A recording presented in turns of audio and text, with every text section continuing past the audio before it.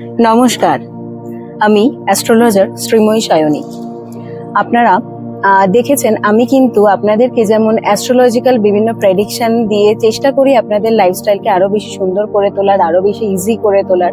আমার পক্ষে যতটা সম্ভব আমি চেষ্টা করি আমার দিক থেকে।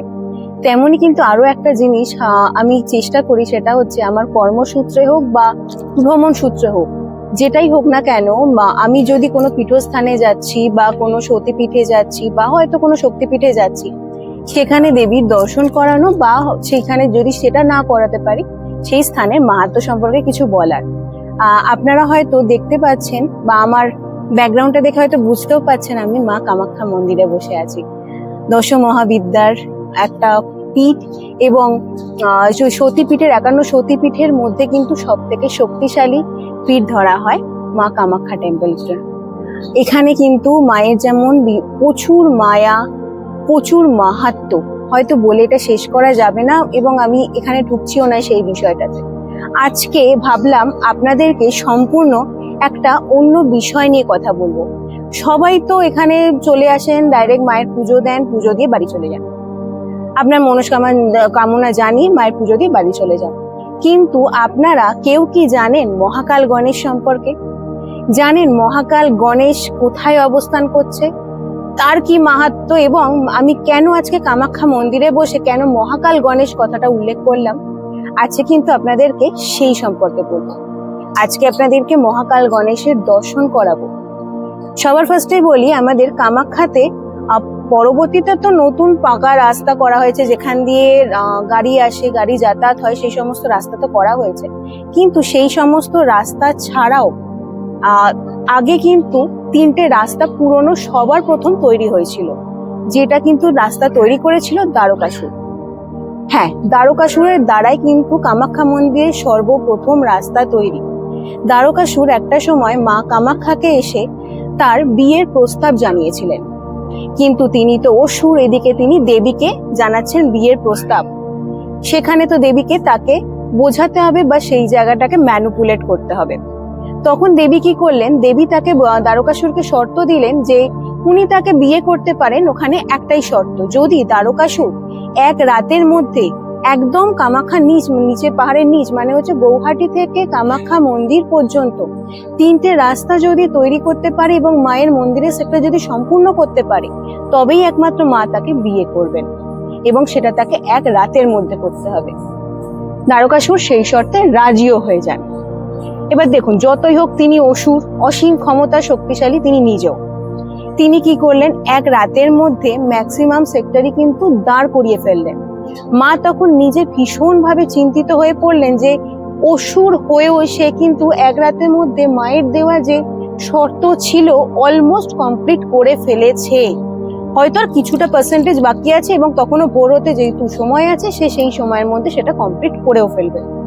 এবার কি করা যায়, তখন মা কিছুটা মায়া তৈরি করলেন।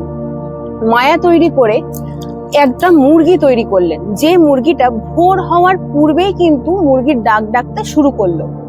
মুরগির ডাক ডাকা মানেই সেই সময় ধরা হতো ভোর হয়ে যাওয়া, ভোর হলেই মুরগি ডাকে। সেই হিসাবে ধরা দ্বারকাসুর বলুন, সে কিন্তু ভেবে নিল যে মার হয়তো কাজ সে কমপ্লিট করার আগেই ভোর হয়ে গেছে, অর্থাৎ সে কিন্তু শর্তে ফেল করেছে, সে কিন্তু জায়গা দাঁড় করাতে পারেনি, সে নিজেকে সেই জায়গায় হার স্বীকার করে।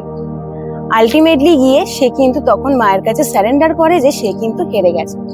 তখন তাকে নানা ছলনার মাধ্যমে এবং নানা সেক্টরের মাধ্যমে পরে বধ করা হয়।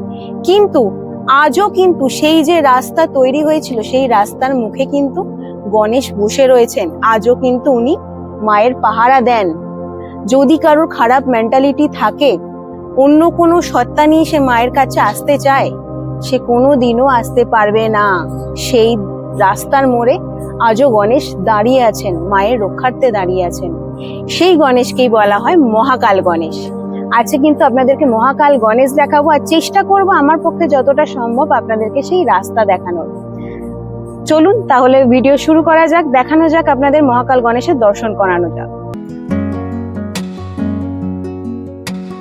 वक्रतुण्ड महाकाय सूर्यकोटि समप्रभ निर्विघ्नं कुरु मे देव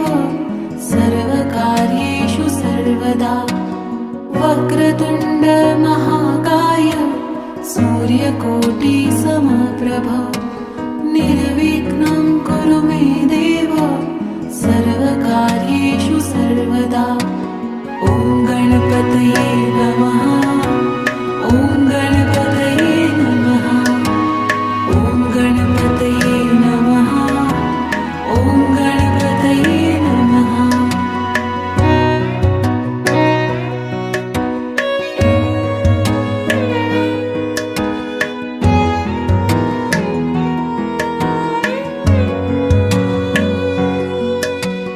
वक्रतुण्ड महाकाय सूर्यकोटि समप्रभ निर्विघ्नं कुरु मे देव सर्वकार्येषु सर्वदा। वक्रतुण्ड महाकाय सूर्यकोटि समप्रभ निर्विघ्नं कुरु मे देव सर्वकार्येषु सर्वदा। ॐ गणपतये नमः। ॐ गणपतये नमः। ॐ गणपतये नमः। ॐ गणपतये नमः।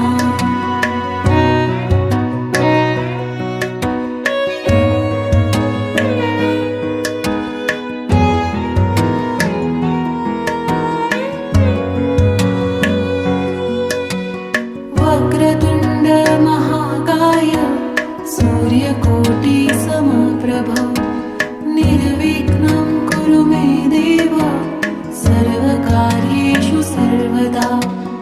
वक्रतुण्ड महाकाय सूर्यकोटि समप्रभ निर्विघ्नं कुरु मे देव सर्वकार्येषु सर्वदा। ॐ गणपतये नमः।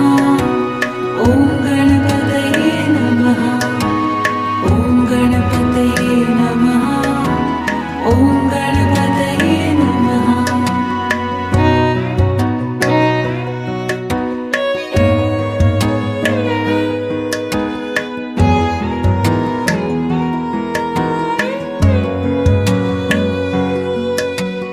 वक्रतुण्ड महाकाय सूर्यकोटि समप्रभ निर्विघ्नं कुरु मे देव सर्वकार्येषु सर्वदा। वक्रतुण्ड महाकाय सूर्यकोटि समप्रभ निर्विघ्नं कुरु मे देव सर्वकार्येषु सर्वदा। ॐ गणपतये नमः। ॐ गणपतये नमः। ॐ गणपतये नमः। ॐ गणपतये नमः।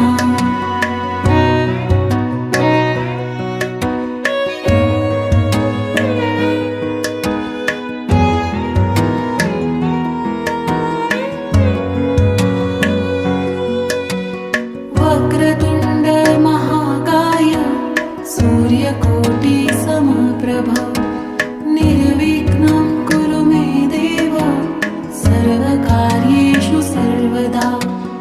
वक्रतुण्ड महाकाय सूर्यकोटि समप्रभ निर्विघ्नं कुरु मे देव सर्वकार्येषु सर्वदा।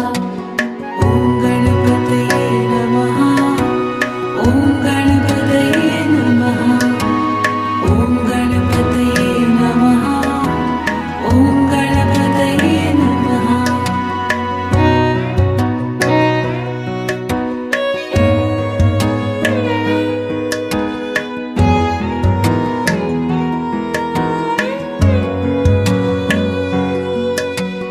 वक्रतुण्ड महाकाय सूर्यकोटि समप्रभ निर्विघ्नं कुरु मे देव सर्वकार्येषु सर्वदा। वक्रतुण्ड महाकाय सूर्यकोटि समप्रभ निर्विघ्नं कुरु मे देव सर्वकार्येषु सर्वदा। ॐ गणपतये नमः। ॐ गणपतये नमः। ॐ गणपतये नमः। ॐ गणपतये नमः।